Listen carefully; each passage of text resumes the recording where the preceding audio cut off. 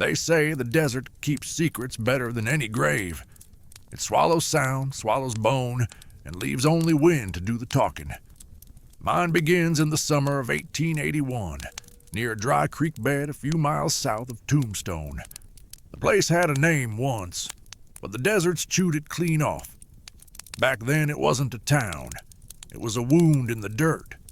A crooked saloon, a few tents flapping like loose skin, and a telegraph line that buzzed when the wind hit. Just right. The company called it a camp. But a camp means hope. This place was something else. Most folks who came here didn't plan to die here, but they didn't plan to live long either.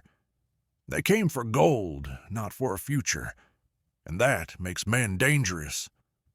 When a man stops thinking about tomorrow, he'll do anything tonight. The company didn't build a community. They built a hole in the ground and wrapped it in whiskey, dust, and cheap promises. And somehow, we all bought in. I remember the sound of picks striking rock, not the clean sound of work, a dull, dry crack, like bones splitting. The air always smelled like powder and sweat, and if you inhaled deep, like iron. The sun hit the hills hard enough to make the earth shimmer like glass. We drank warm water from barrels, chewed stale bread, and lived from one shift to the next. Nobody looked up much. Looking up meant remembering how far you were from anywhere that mattered. And the camp was split in two. On one side, the company men, pale hands, fine boots, papers signed in distant cities. On the other, the drifters, men with sunburned skin, faces carved like old fence posts, and no papers to their name. And between them, the Chinese diggers, dozens of them, silent, quick, cheap. The company loved them because they didn't complain. The drifters hated them because they didn't need to. And me? I kept my head down. A man with no power learns early that choosing sides is just another way of picking who kills you. You could feel the weight of the divide even in small things. The Chinese camp had its own water barrel, its own patch of ground, its own lanterns at night. The company men never walked through it, not once. The drifters passed through it only when drunk, and never alone. They cooked different, prayed different, kept to themselves when the rest of us were losing at cards or winning at lies. Sometimes I traded with them, a tin cup for a bundle of dried greens, a length of wire for a patch kit. They always paid exact, never a cent short, never a cent over. One older man, I never knew his name, would touch the brim of his hat every time we finished a trade. Polite, tired, careful. Once I said, "You all right on water?" And he answered in a whisper I barely caught, "Enough." That was the longest exchange we ever had. Trouble doesn't always start with gunfire. Sometimes it starts with a voice pitched just right to find the soft place in a crowd. The first trouble wasn't loud. It came like heat shimmer on the horizon, quiet, waving. A missing claim here, a stolen sack there. Then the whispers in the saloon. Whispers always come first. The kind that crawl into a man's ear and start digging holes.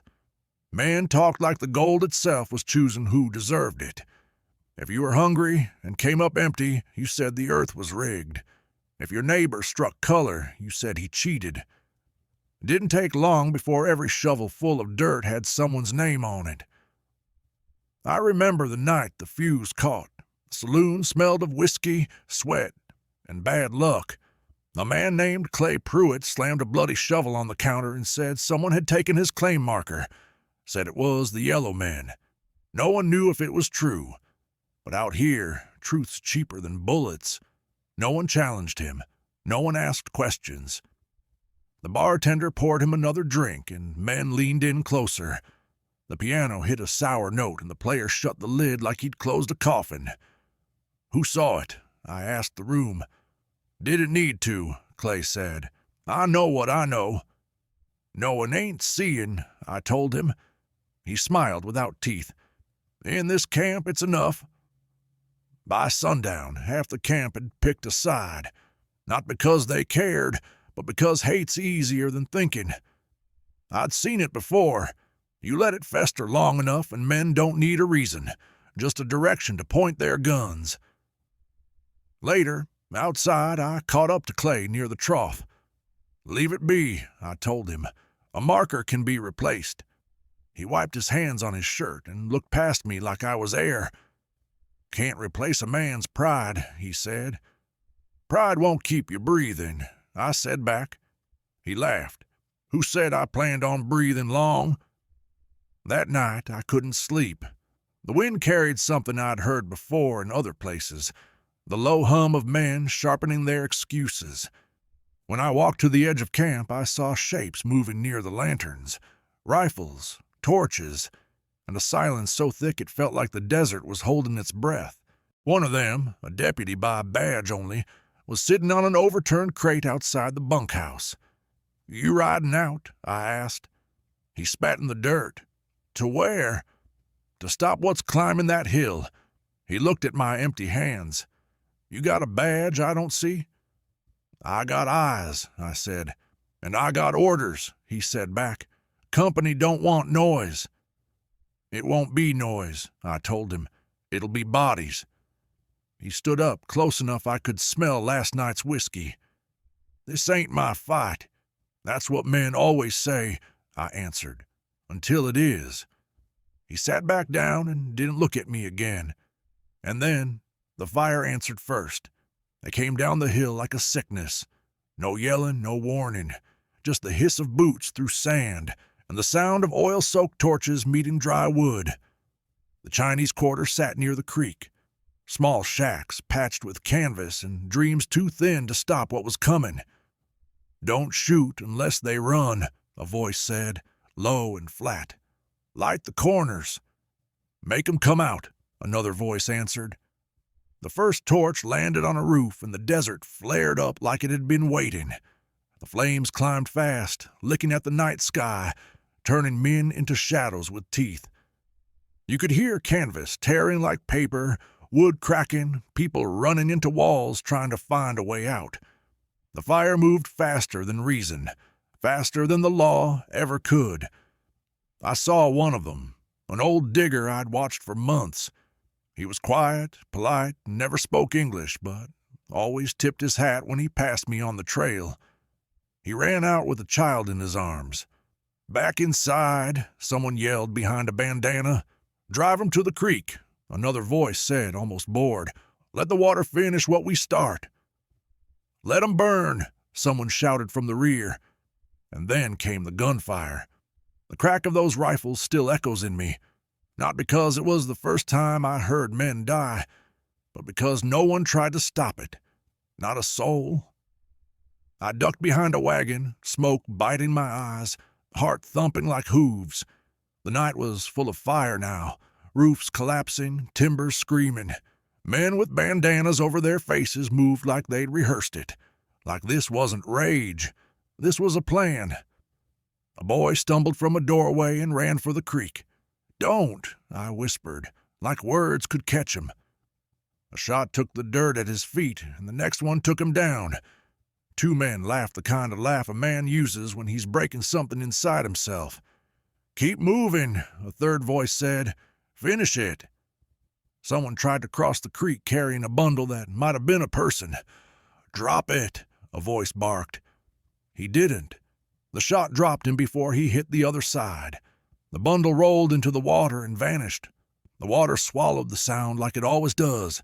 The air stank of burnt canvas and gunpowder. A breeze picked up, carried the smoke east, and for a second the sky above Tombstone glowed red, like the desert itself had opened its mouth. There were no screams anymore, only crackling wood and the low, steady hum of men doing exactly what they came to do. By dawn, the Chinese camp was ash, charred frames of houses, broken tools, and silence, the kind that sits heavy, like a hand on your throat.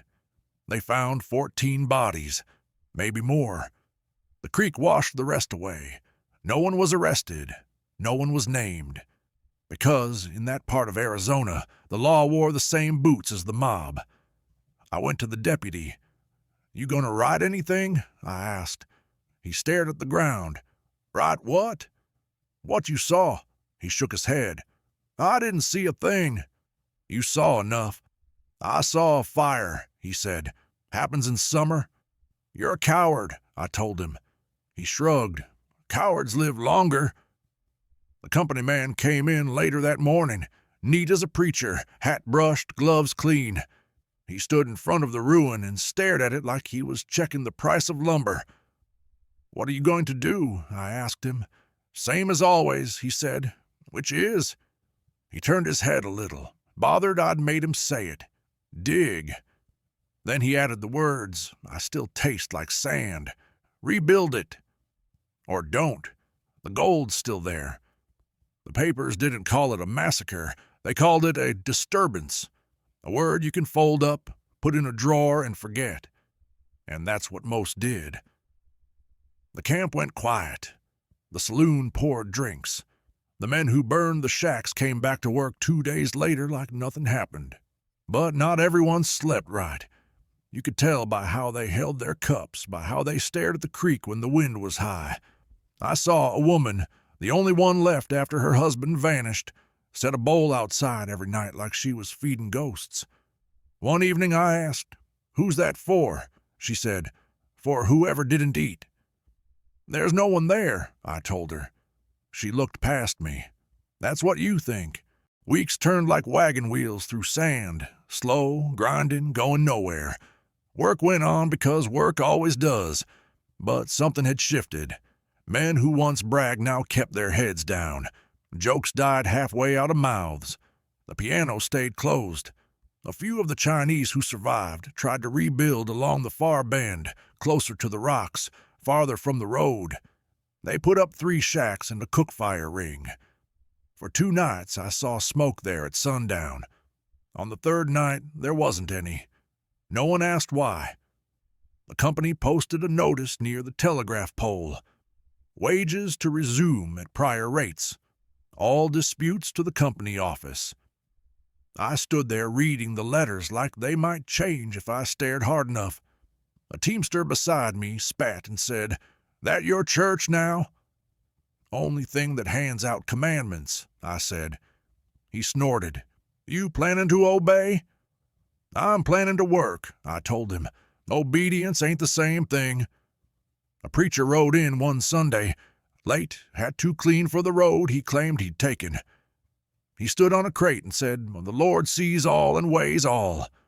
"Does he see here?" someone asked. The preacher nodded. "He does." "Then he ain't weighing much," the man said, and walked away. Another voice called, "You baptize, Ash?" The preacher swallowed and kept talking until his throat gave out. He didn't come back. I took to riding the ridge at dusk. From there, you could see the whole camp, like it was a toy someone had dropped and forgotten. The creek looked harmless from up high, just a dark ribbon stitching 2 pieces of dirt together. But at the bend, if the light hit right, you could see blackened posts that used to hold roofs. Some nights I counted them, as if counting made any difference. A storm rolled through in August. Real rain, the kind that smells like metal and waking dirt. It pounded the roofs and turned the road to soup, and the creek rose and dragged a broken beam down past the rocks like a coffin with no name. No one went after it. A month after the fire, a telegraph finally clicked through with a question from a desk far away. "Report condition of camp. Stop any disruptions. Stop." The agent copied it on a sheet and tacked it up beside the wage notice. Under it, someone wrote in coal, "Everything's quiet." And that was true, if you didn't count the things nobody would say out loud. I kept to work. A back breaks better when a mind is busy. But at night, when the wind fell still, I could hear a different sound. Not the crackle of old wood this time, but the soft ring of metal bowls, the scrape of chopsticks, the hush of a language I didn't know and never bothered to learn. Memory makes its own sounds when it's hungry. One evening, I saw the old digger again, or I saw a man I wanted to be him. He stood at the bend, hat low, looking at nothing until the light was gone. I rode down. "Need anything?" I asked the dark. A voice answered from somewhere I couldn't place. Enough. When I blinked, there was no one. Maybe there never had been. Or maybe the desert lets certain men stand where they have business left. A railroad man came through with a survey crew. They hammered stakes, took measurements, talked about a spur line. He asked if the ground ever flooded high. "I've seen it," I said. He laughed. "Engineers can tame water." "Good luck," I told him. The survey stakes washed out in the next rain. The camp doctor, a man with 2 good hands and 1 bad habit, visited the far bend with a satchel and came back without it. I asked if anyone was hurt. "Everybody is," he said. "You mean sick?" I answered. "No," he said, and looked toward the creek. "I mean hurt." There was a boy in camp who trapped lizards and sold them for pennies to men who swore they cured a cough when boiled. He stopped coming around after the fire. Then one day he showed with a jar of buttons, all different, all scorched on one side. He sold those instead. I bought 2. "Where'd you find 'em?" I asked. He tapped the glass. "Down where the water slows." "They yours now," I said. He shrugged. "Nothing stays anybody's out here." Winter came harder than the old-timers said it would. Wind like knives, nights too long for the lamps we had. The creek froze thin and lied to anything that stepped on it. Work slowed, then stopped. Men left, men arrived. The camp stayed the same. The company posted another notice. "Claims in dispute to be resolved by arbitration." No names were listed, no times were set. A man with a clean collar sat in the office for a week and left with a ledger that didn't balance and a face that said he didn't care. Arbitration ended like that. A word on paper and a long ride home for the man who wrote it. Sometimes anger burns out and leaves nothing. Sometimes it burns down and lights a different kind of fire, the sort that eats from the inside. I saw strong men go quiet and stay that way. I saw a gambler give away his deck and take to hauling water for free. I saw the woman with the bowl start placing 2, then 3, then none. Maybe she ran out of bowls. Maybe she ran out of ghosts. That spring, a pair of Pinkerton men appeared like crows at a picnic. They asked questions with smiles that didn't reach their eyes. They wrote things in a book and shut it quick. They said they were looking for a thief who might have come through last fall. "A lot of men came through," I told them. "Any of them carrying torches?" one asked without smiling now. "A lot of men carried a lot of things," I said. "They rode to the bend and came back dustier than when they left." "See anything?" I asked. "We saw enough," one said. "Enough not to file anything." They thanked us for our time and tipped their hats at the telegraph pole as if it were a person. We didn't see them again. I took a job hauling timbers to a new shaft and worked beside a man who'd been there the night of the fire. He said he'd been drunk and couldn't remember much. Then he told me everything without raising his voice once. "The man never shouted," he said. "Shouting makes you doubt." "What do you mean?" I asked. "If you have to yell, you ain't sure," he said. "It was easier to do it quiet, like work." He looked at his hands. "When the first roof fell, somebody laughed."